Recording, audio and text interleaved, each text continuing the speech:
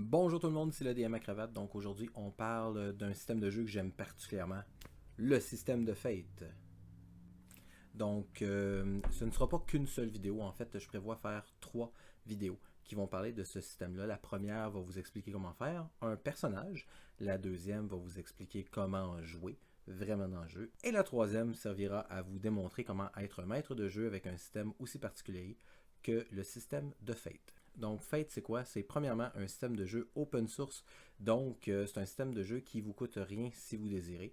Vous pouvez vous rendre sur le site web de Evil Hat Production, qui est en fait la maison d'édition de Fate. Vous pouvez télécharger le PDF gratuitement. Par contre, je vous encourage quand même à acheter le livre. C'est une bonne idée de l'essayer, mais lorsque vous allez adopter et que vous allez avoir le Fate Epiphany, là, ce qui fait que vous allez voir votre vie de tous les jours en concept de Fate, eh bien là, à ce moment-là, ça va être intéressant pour vous d'investir, de l'acheter. Donc, peut-être racheter le PDF ou peut-être tout simplement vous acheter le livre couverture cartonnée. Selon moi, c'est toujours plus intéressant d'avoir un livre entre les mains lorsqu'on joue plutôt qu'avoir un PDF. Premièrement, ben, c'est intéressant parce qu'on peut le prêter à d'autres gens, on peut le feuilleter rapidement là, plutôt que chercher en faisant CTRL F sur une tablette ou sur un ordinateur. Et en plus, ça sent bon un livre. Donc, rapidement, pourquoi moi j'aime Fate? En fait, c'est que c'est un système de jeu qui est collaboratif. Là, vous allez me dire, tous les systèmes de jeu sont collaboratifs. Là. Dans le cas de tous les jeux de rôle, il y a toujours un maître de jeu qui est d'un côté de la table, qui va raconter une histoire, et ensuite des joueurs qui vont la vivre et qui vont la faire progresser. Par contre, dans le cas de Fate, c'est un petit peu différent. C'est un système qui met beaucoup de place pour l'improvisation, mais ça va aussi permettre aux joueurs d'influencer l'histoire. Et on va voir comment. Comme j'ai dit tout à l'heure, la vidéo d'aujourd'hui, c'est une vidéo où je vous explique comment faire une fiche de personnage. Selon moi, c'est toujours le meilleur moyen d'apprendre un système en regardant comment une fiche de personnage est faite. C'est toujours difficile aussi si c'est la première fois qu'on joue à un jeu et qu'on n'a pas quelqu'un pour vous aider. Donc, prenons ce moment ensemble pour regarder comment faire une fiche de Fate de A à Z et pourquoi certaines sections sont plus importantes que d'autres et comment ces sections-là vont fonctionner lorsque vous allez jouer. Qu'est-ce qu'elles vont vous apporter en tant que joueur, qu'est-ce qu'elles vont vous apporter aussi au niveau de votre personnage. Avant de débuter la fiche de personnage, on va regarder ce que vous allez avoir besoin pour jouer à Fate. Donc c'est sûr que d'avoir une version des règles, c'est toujours pratique. Comme je l'ai dit tout à l'heure, je favorise toujours le document, mais vous pouvez aussi le prendre en PDF, c'est pas un problème. L'important c'est que vous ayez les règles à la portée de main, surtout quand vous commencez. C'est toujours bien là, de pouvoir s'y référer. Ça va vous prendre une feuille de personnage. Encore une fois, vous êtes chanceux, la feuille de personnage peut se télécharger directement à partir du site web de Evil Hat. Sinon, il y a plusieurs autres versions en PDF que vous pouvez remplir et utiliser. Ensuite, comme tous les jeux de rôle, vous allez avoir besoin d'un certain nombre de dés. Pour un joueur ou un maître de jeu, Fate fonctionne avec 4 dés, mais là, il faut faire attention, ce ne sont pas des dés normaux, ce sont des dés particuliers, des dés de Fate. Donc un dé de Fate, qu'est-ce que c'est? Ben, c'est un dé à 6 faces. Donc vous allez avoir 2 faces qui vont avoir des plus, 2 faces qui vont avoir des moins, et 2 faces qui vont être complètement vierges. Et c'est ça qui va vous permettre de changer les habiletés que vous allez avoir et de combattre ces difficultés là, que le maître de jeu va mettre sur votre route. Et finalement, vous allez avoir besoin d'autres objets qui vont vous servir de tokens. En fait, dans Fate, on appelle ça des points de Fate. C'est des points que vous allez pouvoir échanger avec votre DM dans le but d'avoir des avantages. Et pour faire des points de Fate, c'est assez facile, vous pouvez utiliser à peu près n'importe quoi. L'important, c'est que vous ayez des tokens pour pouvoir échanger. Personnellement, j'utilise des points de Fate officiels. Je les ai achetés simplement parce que j'aime avoir des trucs particuliers. Là. Je suis très gadget quand que je joue à des jeux de rôle.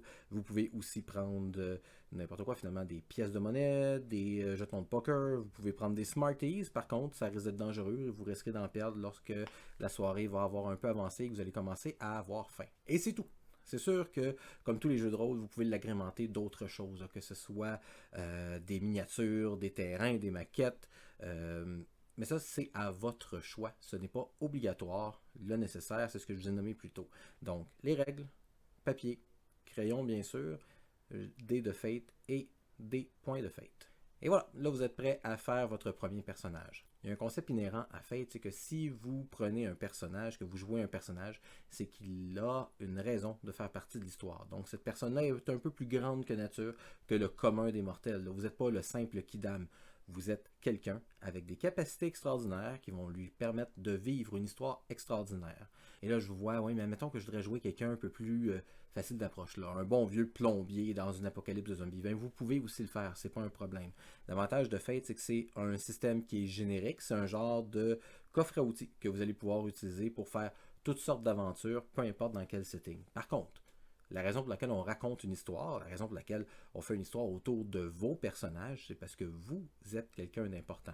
Vous êtes, oui, peut-être en apparence là, un simple kidam, un kidam qui a des habiletés et des avantages qui sont différents de la plupart des mortels, puis c'est pour ça que l'histoire devient intéressante, c'est que votre personnage est intéressant. Et comment ça se fait un personnage? En fait, la meilleure façon pour moi de vous montrer comment faire un personnage, c'est de prendre un personnage que tout le monde connaît. Et là, on va pouvoir monter sa fiche ensemble. Et le personnage que j'ai choisi, c'est le personnage de Wesley dans La Princesse Bouton d'Or. Je suis persuadé que la plupart des gens qui écoutent cette chaîne ont eu un contact un moment ou un autre avec le film La Princesse Bouton d'Or, ou peut-être avec le livre. Par contre, on va s'inspirer beaucoup plus du film. C'est vraiment un bijou. C'est une histoire de cap et d'épée où il y a de l'humour, de l'action, des beaux décors. C'est un film qui est bien tourné. Si vous ne connaissez pas, ben c'est de deux choses. C'est que vous n'avez aucune culture cinématographique, et ça c'est triste, ou que vous tout simplement vous n'avez pas eu d'enfance. Et ça c'est encore plus triste. Donc à ce moment-là, ce que je vous suggère, c'est d'arrêter la vidéo tout de suite, de vous rendre peut-être dans un club vidéo s'il y en a encore dans votre région. Sinon, il y a probablement différents sites. Là. Nous, on l'a écouté récemment avec les enfants sur Disney+. Donc rendez-vous sur une plateforme de streaming, écoutez le film et revenez me voir après.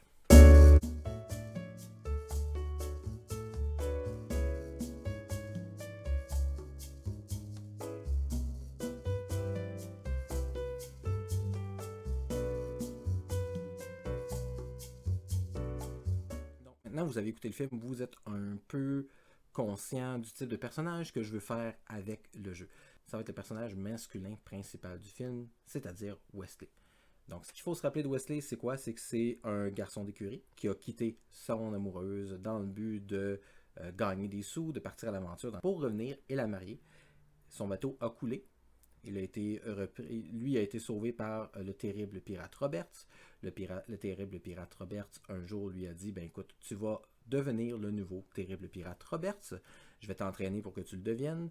Et il a pris la place de son mentor et ensuite a décidé de retrouver la princesse Bouton d'Or au bout de 5 ans. La princesse qui allait se marier avec le prince, qui est un prince très méchant, donc c'est vraiment l'antagoniste de notre histoire.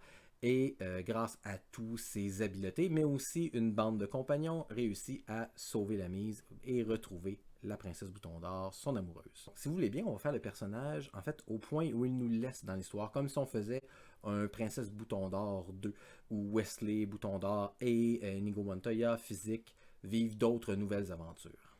Pour que ce soit plus facile pour vous de visualiser une fiche de personnage, j'ai décidé de ne pas prendre une fiche en PDF. J'ai décidé de vous montrer de quoi a l'air la même fiche, en fait, dans le système de Fantasy Ground, qui est un système que j'utilise pour jouer à distance avec des amis.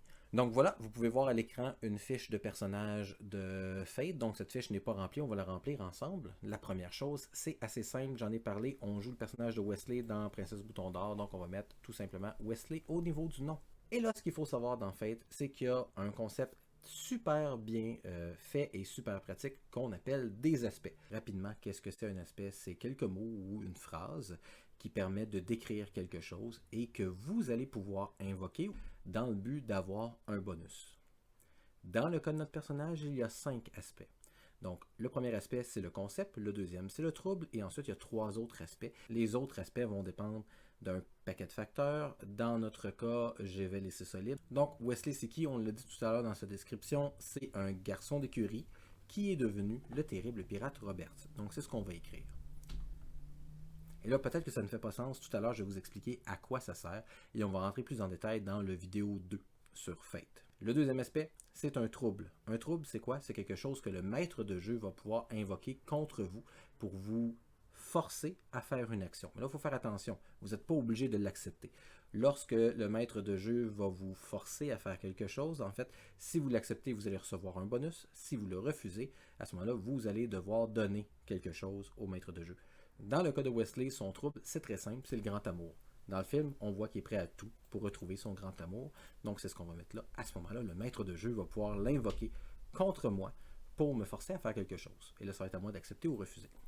Et là, on a 3 autres aspects. Les aspects que j'ai choisis, c'est premièrement que Wesley, il est immunisé à l'iocan en poudre. C'est un bon moment du film là, où il est dans une joute cérébrale avec quelqu'un et que finalement, la situation se règle parce que lui est immunisé à l'iocan en poudre. Donc, c'est quelque chose que je vais pouvoir invoquer pour avoir des bonus pour mon personnage. L'autre aspect que j'ai, c'est une phrase qui m'a marqué lors du film. À un certain moment, il parle à un des antagonistes et il va dire « Nous sommes des hommes d'action, laissons de côté les mensonges ».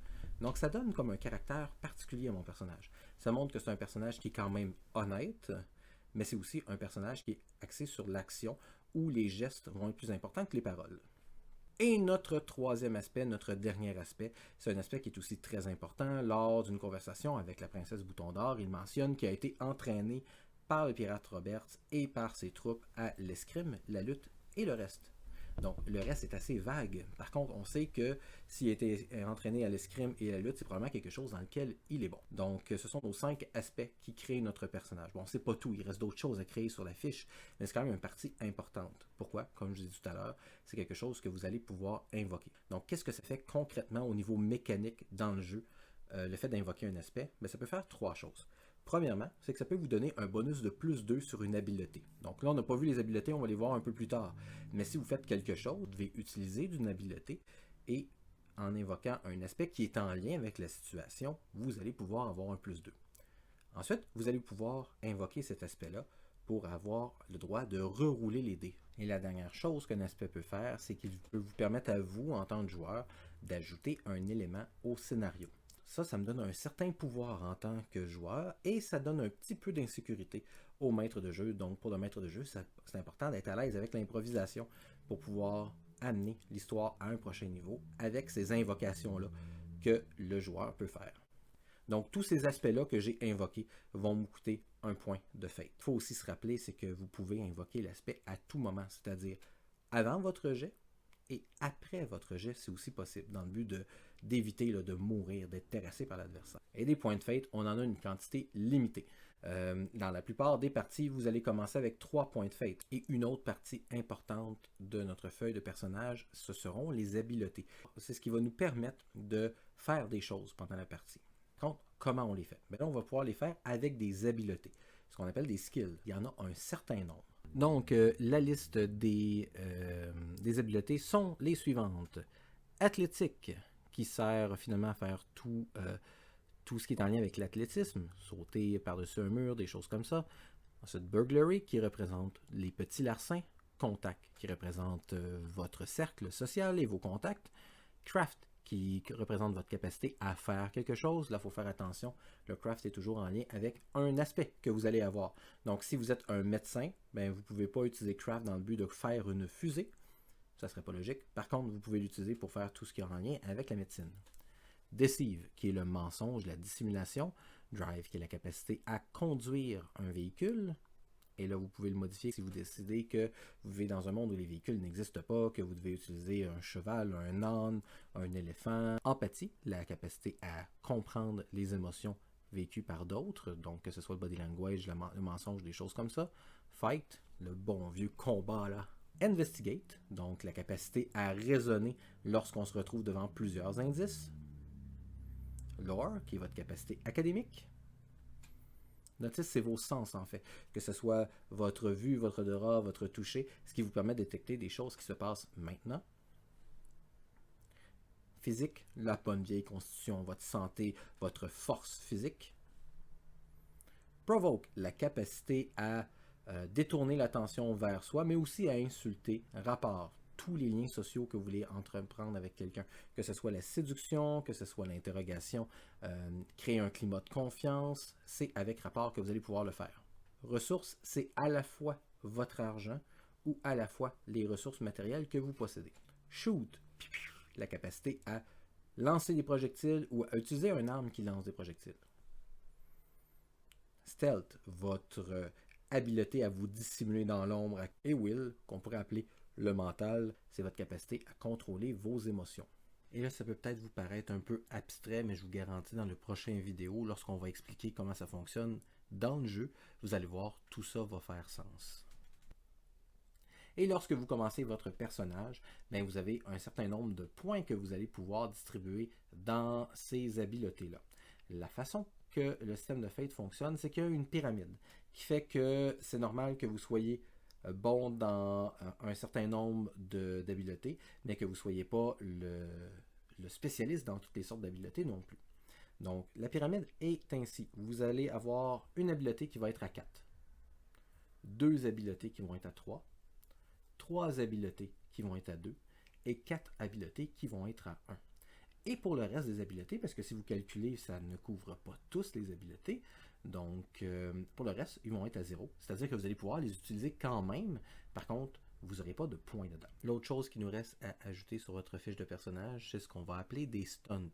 On pourrait les traduire par des cascades en français. Qu'est-ce que c'est un stunt? En fait, c'est quelque chose que votre personnage est capable de faire dans une situation particulière. Mécaniquement parlant, ce que ça fait un stunt, c'est bien simple. C'est que ça va vous donner soit 1+2 dans une situation particulière, soit ça va vous permettre d'utiliser un skill à la place d'un autre skill. Et finalement, ça vous permet d'altérer les règles dans votre cas. Certains stunts vont vous coûter 1 point de fate, d'autres stunts vont être gratuits. Donc ça va être selon la façon que vous allez avoir structuré ces fameux stunts-là. Donc le premier stunt que Wesley va avoir sur sa fiche, c'est celui que j'ai nommé « On a toujours besoin d'une brouette ». Donc c'est une phrase qu'il utilise dans le film. Et grosso modo, ce que ça va me permettre de faire, dans le cas de mon personnage, c'est que ça va me permettre d'utiliser lore au lieu d'investigate pour trouver un objet nécessaire à la réussite d'un bon plan. Donc, c'est un des exemples que je vous donnais tout à l'heure. Je vais échanger un skill pour un autre, une habileté pour un autre. Dans mon cas, je peux utiliser mes connaissances plutôt que ma capacité à faire une enquête pour trouver un objet en particulier qui me servirait à résoudre un plan. Ensuite, toujours inspiré d'une autre phrase qu'on voit dans le film, ce sera « La feinte de Thibaut neutralise le capot Ferro ». Donc, c'est une phrase qu'il utilise lorsqu'il est en train de faire son duel contre Inigo Montoya. Et ce que ça va faire, c'est que ça va me permettre à Wesley de recevoir un +2 lorsqu'il utilise Fight pour combattre un autre escrimeur pour montrer son habilité à faire de l'escrime et des duels. Et le dernier stun que je vais mettre sur ma fiche, c'est « La mort n'arrête pas le grand amour, il ne peut que le retarder un moment ». Donc, ce que ça va faire au niveau mécanique, c'est que pour un point de fate, Wesley peut annuler les dégâts d'une attaque s'il doit retrouver Bouton d'Or. Donc, c'est vraiment dans une situation particulière et on voit dans le cas du film qui est un être particulièrement résilient, qui est vraiment motivé par le fait de retrouver son amoureuse. Et on pourrait dire que votre fiche est terminée. Bon, il y a toujours d'autres choses à regarder, comme l'équipement, des choses comme ça. Par contre, c'est pas nécessaire maintenant de l'avoir, c'est même quelque chose que vous pourriez déterminer pendant le jeu. C'est tout pour aujourd'hui. C'est pas tout pour Fate par contre. Dans la prochaine vidéo, on va regarder exactement comment cette mécanique-là s'articule dans un jeu. Je vais même inviter un de mes amis à utiliser le personnage de Wesley dans une petite aventure que j'ai concoctée où à chaque étape, on va vous expliquer comment fonctionne le système. Ce qui pouvait vous paraître compliqué dans cette vidéo-ci va devenir vraiment simple parce que vous allez le voir à l'œuvre. Comme d'habitude, je vous invite à laisser vos suggestions et vos questions dans la section des commentaires du vidéo. Ça me fait un plaisir de leur répondre et de m'en inspirer. Je vous invite aussi à aimer ce vidéo, à vous inscrire à la chaîne si ce n'est pas déjà fait. Partagez-le si vous êtes en mesure de faire grandir ma chaîne. Et n'oubliez surtout pas que je suis un DM comme les autres, mais moi je porte une cravate.